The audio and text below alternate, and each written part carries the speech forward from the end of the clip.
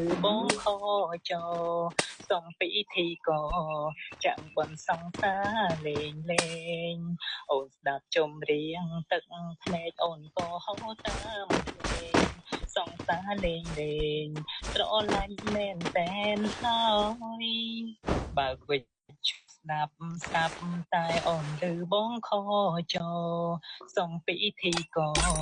ចាំងបនអូខេខ្ញុំខ្ជូតយ៉ាងនេះព្រោះខ្ញុំមានលេខ PK ខ្ញុំនៅយ៉ាងនេះព្រោះខ្ញុំមានលេខ PK ខ្ញុំស្អាតយ៉ាងនេះព្រោះខ្ញុំមានលេខ PK ហើយសៃលបននៃសៃលបន